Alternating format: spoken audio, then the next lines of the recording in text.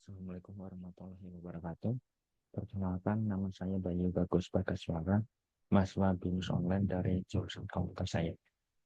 Pada kesempatan kali ini, saya akan mempresentasikan materi dengan judul Spring Security JWT with Asymmetric Key. Materi ini membahas bagaimana aplikasi backend Spring Boot dapat diamankan menggunakan Spring Security dan JWT.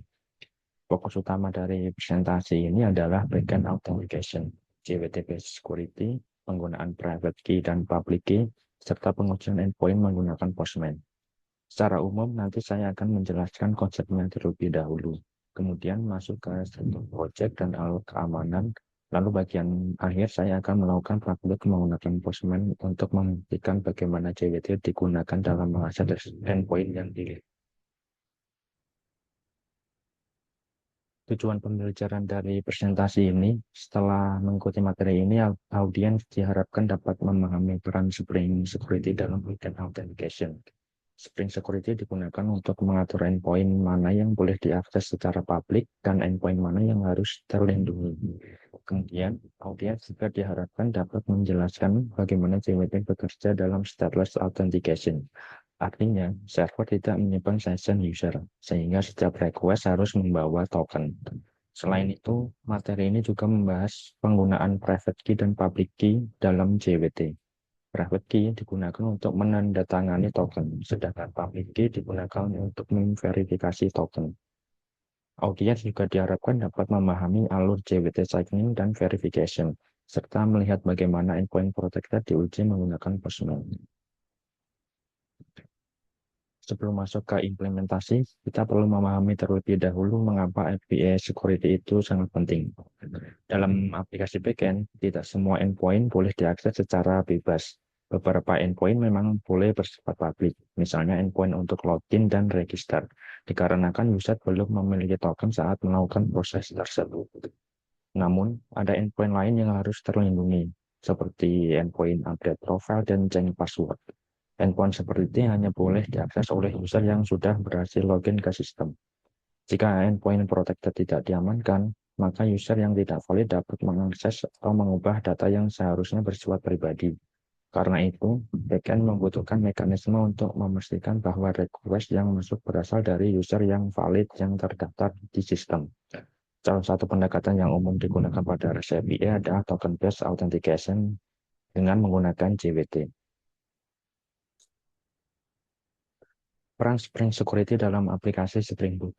Spring Security menyediakan beberapa fungsi utama, yaitu authentication, authorization, security filter chain, endpoint protection, dan stateless security configuration.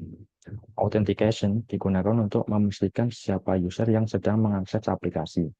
Contohnya, user login menggunakan email dan password. Authorization digunakan untuk menentukan apakah user tersebut memiliki hak untuk mengakses endpoint tertentu. Misalnya, endpoint profile hanya boleh diakses oleh user yang sudah login. Kemudian Spring Security juga bekerja menggunakan security filter chain. Artinya, setiap request yang masuk akan melewati filter keamanan terlebih dahulu sebelum sampai ke controller. Dalam implementasi ini, request yang menuju endpoint publik seperti login dan register dapat langsung diakses. Namun, untuk endpoint protected, request harus membawa JWT yang valid. Jika token valid, request akan diteruskan ke controller. Jika token tidak valid atau tidak ada, maka request akan ditolak. Selain itu, konfigurasi security dibuat stateless. Artinya, server tidak akan menyimpan session user, sehingga setiap request harus membawa token sendiri. JWT. JWT adalah singkatan dari JSON Web Token. JWT digunakan sebagai token autentikasi yang diberikan oleh server setelah user berhasil login. JWT sendiri terdiri dari 3 bagian utama, yaitu header, payload, dan signature. Header berisi informasi mengenai tipe token dan algoritma yang akan digunakan. Payload berisi informasi atau klaim, misalnya username atau email user, token type, waktu token dibuat, dan waktu expired token itu sendiri. Signature digunakan untuk memastikan bahwa token tidak dimodifikasi. Format JWT biasanya terdiri dari 3 bagian yang dipisahkan oleh titik. Contohnya bisa dilihat di slide. Pada bagian pertama adalah header, bagian kedua adalah payload, dan bagian ketiga adalah signature. JWT cocok digunakan untuk stateless authentication karena server tidak perlu menyimpan session user. Setelah login, klien akan menyimpan token. Kemudian setiap kali klien ingin mengakses endpoint protected, token tersebut akan dikirim melalui authorization header. Konsep asimetrik JWT di mana menggunakan private key dan public key dalam proses JWT. Dalam pendekatan ini, private key digunakan untuk menandatangani token. Jadi, ketika user berhasil login, server akan membuat JWT. Lalu token tersebut ditandatangani menggunakan private key. Private key ini harus dijaga kerahasiaannya, karena hanya pihak yang memiliki private key yang bisa membuat token itu valid. Sedangkan public key digunakan untuk memverifikasi token. Ketika klien mengirim token ke backend, sistem akan mengecek apakah token tersebut valid menggunakan public key.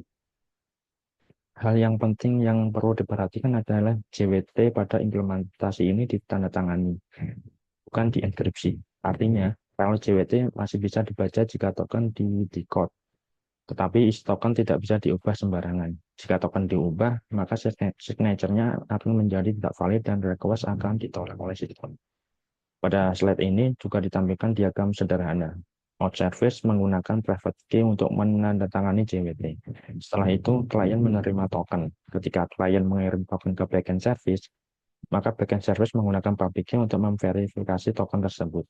Jika token valid, maka akses akan diberikan. Dan jika tidak valid, maka request akan ditolak. Selain itu, pada slide ini juga terdapat common OpenSSL untuk membuat private key dan public key. Private key dibuat terlebih dahulu, lalu public key akan diekstrak dari private key tersebut. Private key digunakan untuk signing JWT, sedangkan public key digunakan untuk verification JWT. Berikut adalah struktur project yang digunakan dalam implementasi project ini. Request dari klien dalam praktik ini menggunakan Postman. Masuk ke controller, ada dua controller utama, yaitu authentication controller dan user controller. Authentication controller digunakan untuk menangani proses autentikasi seperti register, login, dan refresh token. Endpoint ini bersifat public dan digunakan sebelum user mengakses endpoint protected. User controller digunakan untuk endpoint yang berkaitan dengan user, seperti update profile dan change password. Endpoint ini termasuk protected endpoint, sehingga membutuhkan JWT yang valid untuk bisa mengakses endpoint ini. Di bagian service terdapat authentication service, user service, dan JWT service. Authentication service menangani proses login dan register. User service menangani login yang berkaitan dengan data user.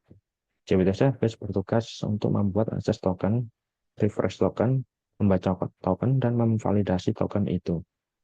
Kemudian ada security layer yang berisi security config, JWT filter, dan key utils. Security config mengatur endpoint public dan protected. JWT filter membaca token dari request. Key utils akan membaca private key dan public key dari file PEM.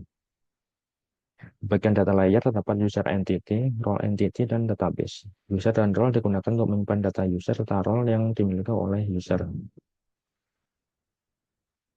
Berikut adalah alur keamanan dari proses login sampai user dapat mengakses endpoint protected. Pertama, user akan mengirim login request ke aplikasi. Request ini berisi kredensial seperti email dan password. Kemudian server melakukan validasi kredensial. Jika email dan password sesuai dengan data yang ada di database, server akan membuat JWT.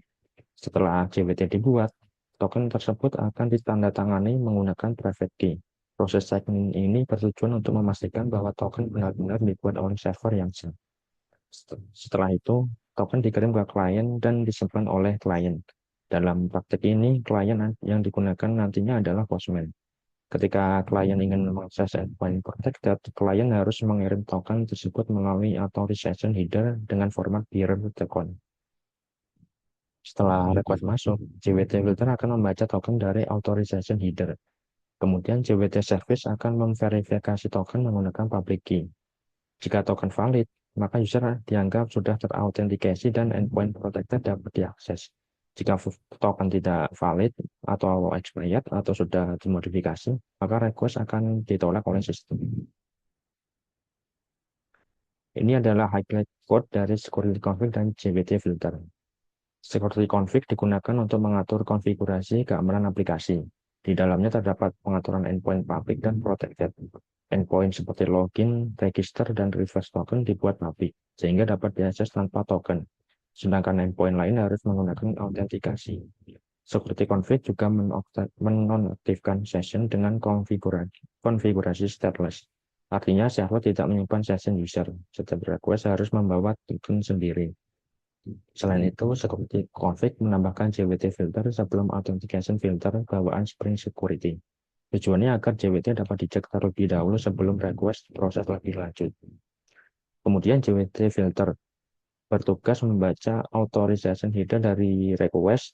Jika header berisi token, maka token akan diambil dan divalidasi. Jika token valid, maka JWT filter akan membuat authentication object dan memasukkannya ke security context. Dengan begitu, Spring Security akan mengenali user tersebut sebagai user yang sudah login. Lalu ada highlight code dari JWT Service dan Key Utils. JWT Service adalah bagian utama dalam proses JWT. Kelas ini bertugas membuat akses token dan refresh token. Akses token digunakan untuk mengakses endpoint protected, sedangkan reverse token digunakan untuk mendapatkan akses token baru tanpa login ulang. Dan saat token dibuat, JWT Service akan menambahkan claim, subject, issue time, dan expiration time. Setelah itu token ditandatangani menggunakan private key.